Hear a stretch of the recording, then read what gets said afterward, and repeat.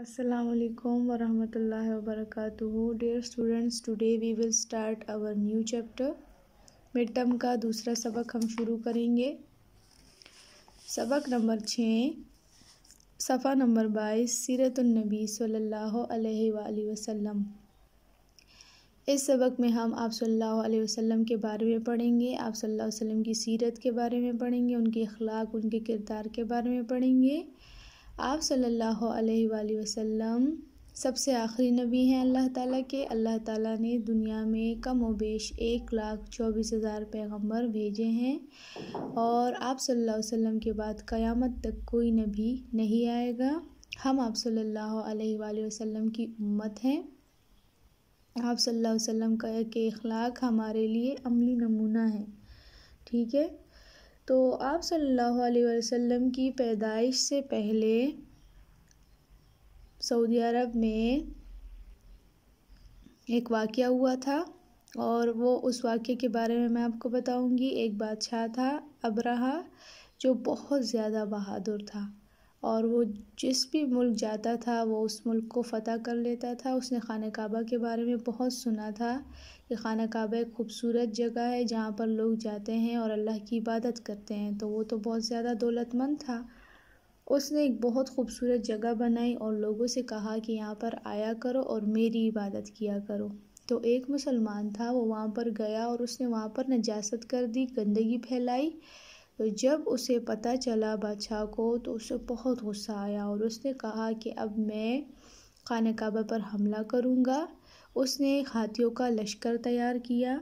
जब उस लश्कर के बारे में हज़रत अब्दुल मुत्तलिब को पता चला, जो आप सल्लल्लाहु अलैहि वसल्लम के दादा हैं, तो उन्होंने अल्लाह से दुआ मांगी कि या अल्लाह अपने घर की हिफाजत ख़ुद फरमा, क्योंकि मैं इतने बड़े लश्कर का मुकाबला नहीं कर सकता। अल्लाह ताला ने उनकी ये दुआ कबूल की और अल्लाह ताला ने जब वो अबरहा अपने हाथियों के लश्कर को लेकर खाना काबा की तरफ रवाना हुआ उस पर हमला करने के लिए, तो अल्लाह ताला ने आसमान पर छोटे छोटे से काले रंग के, ब्लैक कलर के छोटे छोटे से परिंदे भेजे और उन परिंदों के मुंह में कंकरियाँ थी, छोटी छोटी सी कंकरियाँ। पत्थर तो बड़े बड़े होते हैं, उनके मुंह में छोटी छोटी सी कंकरियाँ थी। वो उनके मुंह में थी और उन्होंने वो कंकरियाँ नीचे हाथियों पर फेंकनी शुरू कर दी। और जब वो एक कंकरी एक हाथी के ऊपर गिरती थी तो वो हाथी मस्मार हो जाते थे, बिल्कुल राख बन जाते थे, ख़त्म हो जाते थे। इस तरह अल्लाह ताला ने इन छोटे छोटे परिंदों के ज़रिए, इन परिंदों को अबाबील कहा जाता है, इन परिंदों के ज़रिए अल्लाह ताला ने इतने बड़े लश्कर का ख़ात्मा किया और अपने घर की हिफाजत की। सबसे पहले मैं आपको ये दिखाऊंगी, खाना काबा सबसे पहले ऐसे था, ठीक है। फिर उसके बाद अब जो खाना काबा है वो ऐसा है, ठीक है। ये देखें, ये हाथी थे, एलिफेंट्स जिसको कहते हैं, और ये वो अबाबील छोटे छोटे से बर्ड्स थे ब्लैक कलर के, जिनके मुंह में ये कंकरियाँ थीं जो वो हाथियों पे फेंक रहे थे, ठीक है। अल्लाह ताला ने इन परिंदों को अपने घर की हिफाजत के लिए भेजा। यहाँ पे भी आपको एक मंज़र दिखाया गया है, ठीक है। अब हम ऐसा करते हैं कि अपने चैप्टर की तरफ आते हैं, लेकिन मैं आपको एक और बात भी बताऊं कि उस वक्त अरब में खुशहाली और कहत हो गया था। कहत जो है वो खाने पीने की कमी को कहते हैं। खाने की चीज़ें जब ख़त्म होनी शुरू हो जाती हैं और खुशहाली जो है वो पानी की कमी होती है, तो उस वक्त अरब में ऐसे हालात थे कि वहाँ पे वो खुशहाली और कहत का शिकार हो गए थे, ठीक है। अब हम पढ़ते हैं, इसकी रीडिंग करते हैं कि इस चैप्टर में क्या है। सीरतुन नबी सल्लल्लाहु अलैहि वसल्लम। हज़रत मोहम्मद सल्लल्लाहु अलैहि वसल्लम का तारीफ़ करना होता है। हज़रत मोहम्मद सल्लल्लाहु अलैहि वसल्लम मक्का में पैदा हुए। मक्का सऊदी अरब का शहर है। मक्का वो प्यारा शहर है जहाँ अल्लाह का घर खाने काबा भी है। आप सल्लल्लाहु अलैहि वसल्लम के दादा अब्दुल मुत्तलिब थे। अब्दुल मुत्तलिब के सबसे छोटे बेटे का नाम अब्दुल्ला था, जो हज़रत मोहम्मद सल्लल्लाहु अलैहि वसल्लम के वालिद थे। वालिद बाबा को कहते हैं। हज़रत अब्दुल्ला बहुत खूबसूरत और नेक थे। آپ کا چہرہ روشن ستارے کی مانند چمکتا تھا، مانند جیسے کو بولتے ہیں۔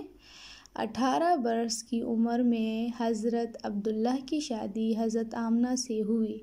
حضرت آمنہ قریش کی عورتوں میں اعلیٰ نسب اور مقام کے اعتبار سے افضل تھیں۔ قریش قبیلہ تھا اور اعلیٰ نسب خاندان کو بولتے ہیں کہ بہت اچھا اور شریف خاندان تھا ان کا۔ حضرت عبداللہ آپ صلی اللہ علیہ وآلہ وسلم کی پیدائش سے کچھ ماہ قبل انتقال کر گئے۔ ماہ مہینوں کو کہتے ہیں، قبل پہلے، انتقال کا مطلب ہے فوت ہو جانا، ٹھیک ہے۔ حضرت آمنہ فرماتی ہیں کہ جب آپ صلی اللہ علیہ وآلہ وسلم پیدا ہونے والے تھے تو ایک فرشتہ آپ کے پاس آیا اور کہنے لگا تم امت کے سردار اور نبی کی ماں بننے والی ہو۔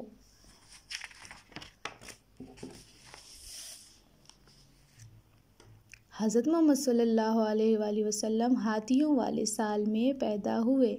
اس سال کو ہاتھیوں والا سال اس لیے کہا جاتا ہے کیونکہ اس سال ابرہہ ہاتھیوں کے لشکر کے ساتھ مکہ مکرمہ پر حملہ آور ہوا تھا۔ آپ صلی اللہ علیہ وآلہ وسلم کی پیدائش اس واقعے کے کچھ دنوں بعد ہوئی تھی۔ آپ صلی اللہ علیہ وسلم کی پیدائش سے پہلے مکہ کے لوگ خشک سالی اور قحط کا شکار تھے۔ آپ صلی اللہ علیہ وسلم کے دنیا میں آنے کے بعد بارشیں شروع ہو گئی اور خشک سالی دور ہو گئی۔ ابرہہ بادشاہ کا نام تھا۔ قحط خوراک کی کمی اور خشک سالی پانی کی کمی کو کہا جاتا ہے۔ یہاں پر یہ دیکھیں ایک اور منظر آپ کو دکھایا گیا ہے۔ آپ صلی اللہ علیہ وآلہ وسلم نے بچپن سے کبھی جھوٹ نہیں بولا اور نہ بری بات کی۔ آپ صلی اللہ علیہ وآلہ وسلم گالی گلوچ اور لڑائی جھگڑے کے بالکل قریب نہ جاتے۔ اللہ تعالیٰ نے آپ صلی اللہ علیہ وسلم کو ابتدا مطلب شروع ہی سے گناہوں اور برے کاموں سے دور رکھا۔ آپ صلی اللہ علیہ وسلم لوگوں کے ساتھ اچھے اخلاق سے پیش آتے تھے، غریبوں اور پڑوسیوں کا خیال رکھتے، مصیبت زدہ لوگوں کی مدد کرتے۔